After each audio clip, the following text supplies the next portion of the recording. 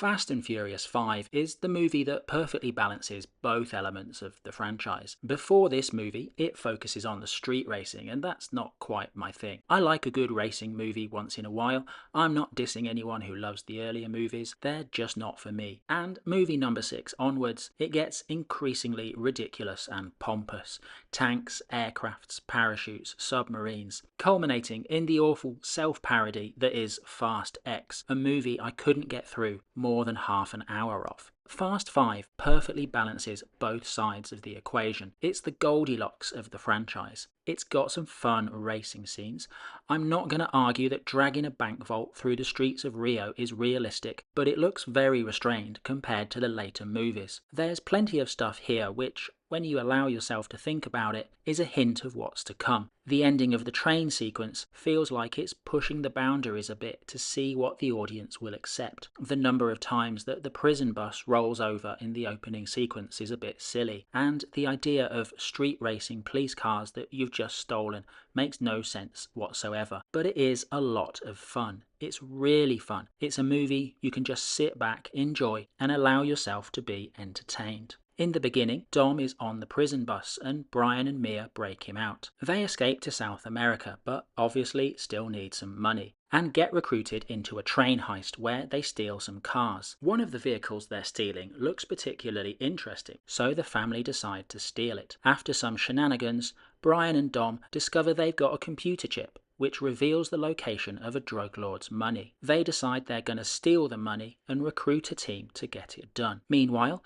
the train heist has other consequences. 3 agents from the DEA died on the train, so another DEA agent, played by Dwayne "The Rock" Johnson, is sent down to Rio to track down Brian and Dom and capture the family. So Brian, Dom and the rest of the gang must get the money, avoid the DEA and live happily ever after. I saw Fast 5 described somewhere as a subpar Ocean's 11, and I think the subpar bit is a little bit mean, but Ocean's 11 is an interesting comparison. It's got a similarly fun vibe and doesn't take itself as seriously as the later movies will. Obviously there's a lot of driving scenes, but sometimes it skips over a driving sequence to get on with the plot. For example, when they need to get some cars for the final heist, we see the agreement to race and then skip to seeing that Dom has won. They have the cars they need, so the driving can be treated as just a bit of a plot device to keep things going. Now that we're 10 movies deep into the franchise, we can see that the Fast of the Furious is kind of Vin Diesel's thing,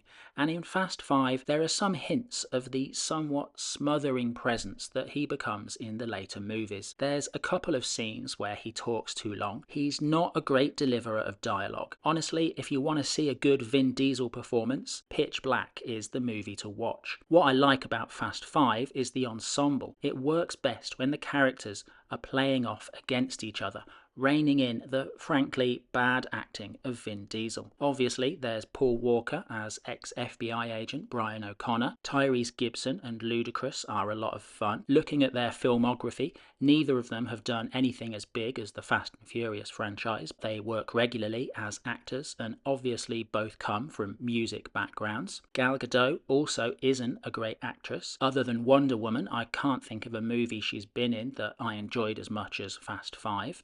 Kang, playing Han, is a bit of a quiet presence in the movies, but his character's relationship with Gal Gadot's character injects a bit of romance. Tego and Rico are great. I don't remember them being in any of the later movies, which I don't understand. Their banter really provides something different than the rest of the crew. Perhaps they could have mitigated some of the seriousness that creeps in after 5.